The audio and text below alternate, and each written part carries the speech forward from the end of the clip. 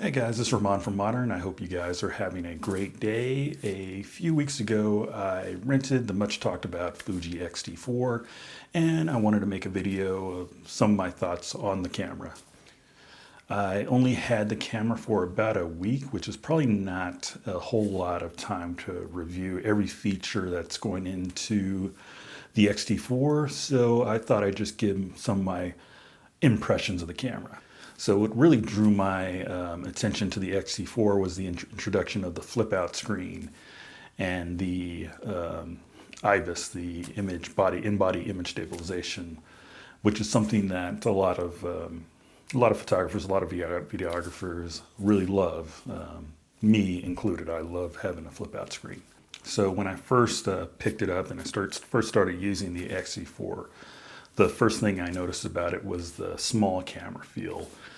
Even the zoom lens that I rented along with the camera felt like so tiny to me. I initially didn't believe that it was actually a zoom lens. I thought they gave me the wrong lens. But I love the feel of taking photos with such a small camera body. It just felt really light and just easy to hold. And also the tactile buttons, that was something new to me.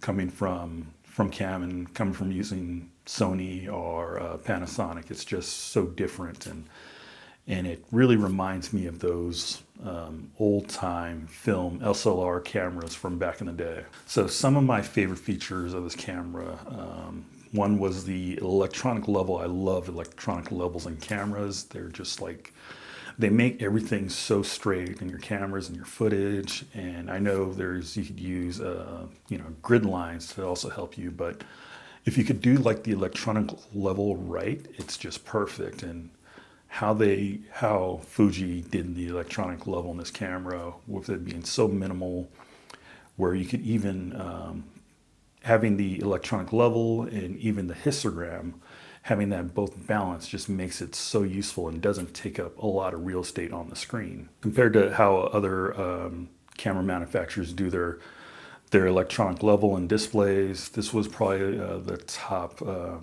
number one in my book, followed by Panasonic and then followed by Canon, then Sony. So another thing I noticed about the camera was the outstanding stabilization with static shots that you were getting.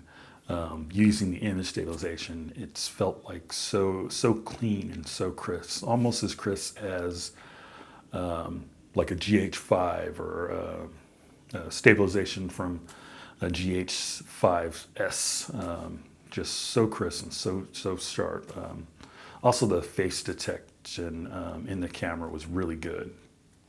At first, there were a couple of missed blurry shots, but if you're turn on face detection, it rarely misses. So another thing that I really loved about the camera was a dedicated button for the HDR mode. This is something that I wish other manufacturers would just implement, because I know on many of the cameras I would have to like go into the menu button, enable the HDR mode to actually get it to take an HDR photo. And that just feels so cumbersome. There just should be a specific dial or a specific button that you can just set.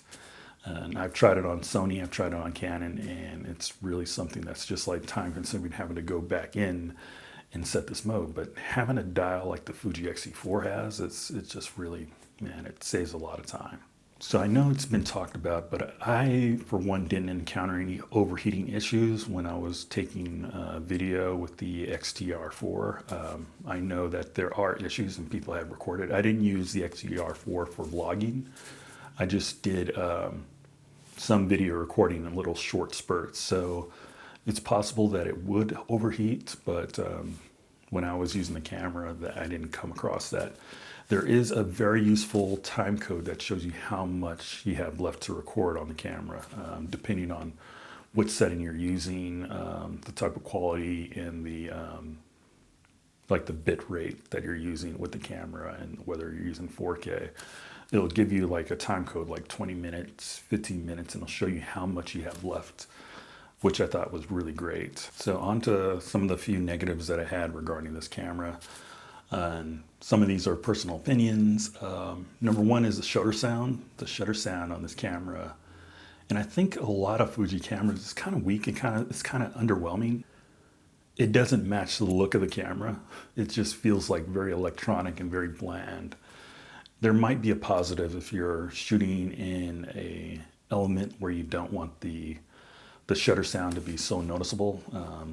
Like, you know, maybe you're at an event or you're doing street photography and you kind of want to be like a fly on the wall, but you still want to have kind of a, you want to know that it's taking, you know, photos.